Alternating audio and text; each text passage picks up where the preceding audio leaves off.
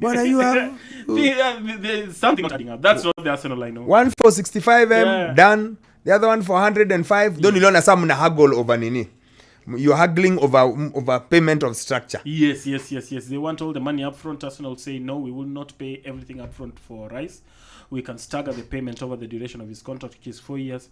West Ham wanasema si tumalizane tu bana. Kesho tukutane tusalamiane tu. Habari dunia. Kila mtu na vitu yake. Pesa yangu hapana. Kila mtu akana vitu yake. I have a question though, Bernard. Arsenal were linked with this kid. They tried twice, they weren't getting through, and then City came, said we are interested. Then City put up a bid. Then Arsenal went and put a British record bid, and then City were like, by the way, it's never that serious. City tumeondoka. I think you got to chokozi. Like when he left too. We're not going to get If they wanted, they could have. Yes. They have the money. Yeah, but City haven't paid over the odds for quite a while now. Yes. They have these financial fair play issues hovering over their head.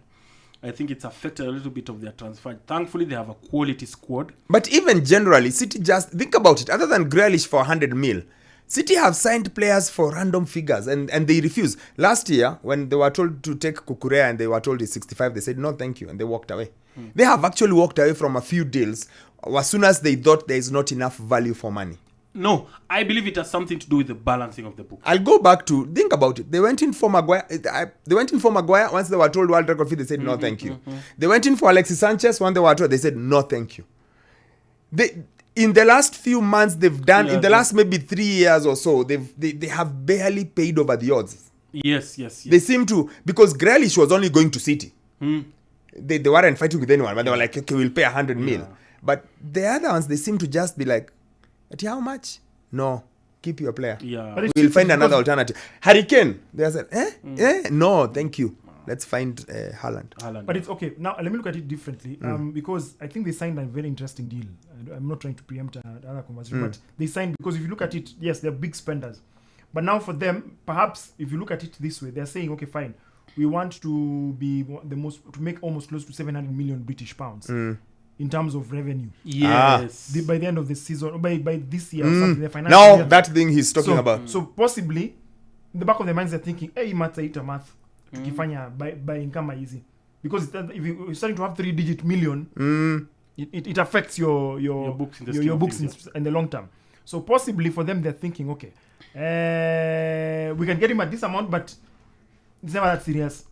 We are okay. The thing is, even if you're bolstering your squad, yes, there are a lot of players who've left and stuff, but you're like, we are right. I think your first explanation, Bernard, is more or less the heavier one, the one that I'll buy. The fact that Man City were not really interested. Like, okay, if Rice would come to Man City, fine, but if he doesn't have to come to Man City, it's not the end of the world.